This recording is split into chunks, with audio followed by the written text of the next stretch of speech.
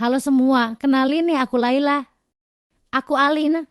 Halo, aku Geo. Pada kesempatan kali ini, kita mau menjelaskan dikit tentang pengaruh peran gender dalam komunikasi pasangan. Sebelum kita mulai menjelaskan, ada baiknya kalian cari posisi enak dulu nih untuk menyimak. Udah siap?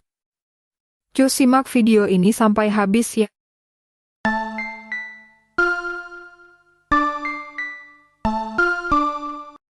Cukup lama pria dianggap mendominasi wanita dalam berbagai hal, seperti dalam bidang pekerjaan, profesi karir, olahraga, militer, hingga dalam hubungan pribadi dan rumah tangga. Bahkan dominasi tersebut berlangsung relatif lama sebelum munculnya isu emansipasi dan kesetaraan gender. Komunikasi dinilai turut memberikan kontribusi dalam mengangkat isu kesetaraan gender tersebut sebagai wujud penyampaian pesan dan pernyataan yang berasal dari pikiran, emosi, tindakan serta pengalaman di antara individu.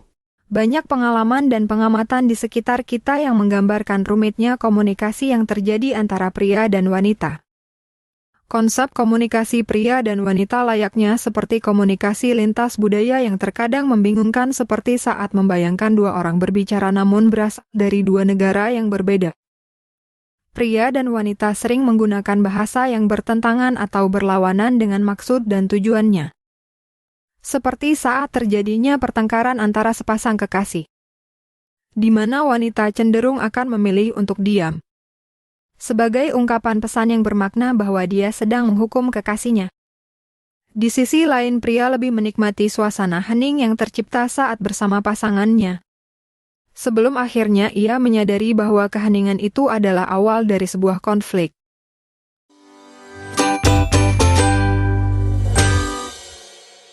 Deficit Theory berbicara mengenai perbedaan komunikasi antara dua budaya, yakni budaya pria dan wanita. Pada mulanya teori ini berasumsi tentang gaya berbicara wanita yang dianggap berbeda dan kurang cerdas dibandingkan dengan pria. Dalam perkembangan berikutnya, Deficit Theory menambahkan bahwa perbedaan tersebut juga dilatar belakangi oleh faktor gaya bicara wanita yang lemah. Namun dengan banyaknya perubahan besar pada masyarakat mengenai perbedaan komunikasi pria-wanita ini, penjelasan yang dominan saat ini menawarkan gambaran yang sangat berbeda. Genderless style merupakan bagian dari teori komunikasi antar budaya yang melihat perbedaan gaya komunikasi antara pria dan wanita di dalam suatu realitas sosial. Tannen mempelajari dan meneliti mengenai genderless style, terutama mengenai cara-cara berkomunikasi, serta hambatan-hambatan berbicara antara pria dan wanita. Teori genderless style secara garis besar membicarakan bagaimana berkomunikasi secara efektif antara satu sama lain yang berbeda gender, dalam satu bahasa yang sama, di mana di dalamnya terdapat proses saling menghargai, saling mendengarkan satu sama lain, saling toleransi. Tidak ada superior-inferior. Tidak ada yang merasa paling benar ataupun salah. Tidak ada yang lagi klaim pandangan high power low power. Dan relevansi teori Tannen ini adalah upaya untuk memahami berbagai jenis komunikasi antara pria dan wanita, yang bertujuan untuk meningkatkan hubungan yang lebih baik dan membantu mengurangi kesalahpahaman dan konflik berkelanjutan. Genderless styles membicarakan gaya percakapan, di mana bukan apa yang dikatakan tetapi bagaimana menyatakannya. Tannen meyakini bahwa terdapat jarak antara pria dan wanita, yang disebabkan masing-masing pihak berada pada posisi lintas budaya cross-culture. Untuk itu perlu adanya upaya mengantisipasi berkenaan dengan jarak tersebut. Karena kegagalan mengamati perbedaan gaya komunikasi dapat membawa masalah yang besar nantinya.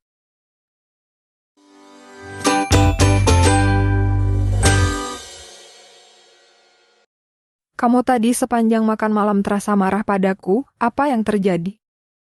Maaf kalau terkesan begitu, aku tidak marah padamu. Aku hanya memikirkan pekerjaan.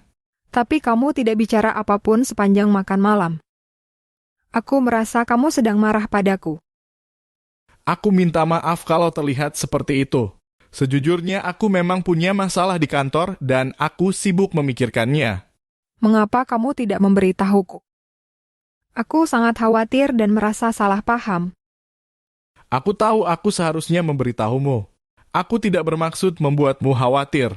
Itu kesalahanku. Aku mengerti bahwa kita punya kesibukan masing-masing, tapi kita harus tetap terbuka satu sama lain. Jangan biarkan kesalahpahaman menghancurkan hubungan kita. Aku sepenuhnya setuju. Maafkan aku atas ketidakjelasan ini. Aku akan lebih baik berkomunikasi tentang perasaanku di masa depan. Aku juga berjanji akan lebih baik mendengarkanmu dan memahami bahwa kadang-kadang kamu punya masalah yang harus dihadapi. Terima kasih atas pengertianmu. Aku sangat mencintaimu. Akhirnya, kita sudah di ujung acara. Materi-materi di atas merupakan sedikit materi yang bisa menggambarkan mengenai pengaruh peran gender dalam komunikasi pasangan. Bisa dikatakan jika peran gender sangat mempengaruhi komunikasi pasangan. Ada baiknya jika seseorang hendak menjalin suatu hubungan, maka disarankan untuk mempelajari dulu bagaimana caranya berkomunikasi dengan lawan jenis agar tidak ada miskomunikasi yang menyebabkan pertengkaran. Nah, gimana? Sudah paham dengan materi yang disampaikan? Kalau begitu kami pamit undur diri dulu ya. Bye guys.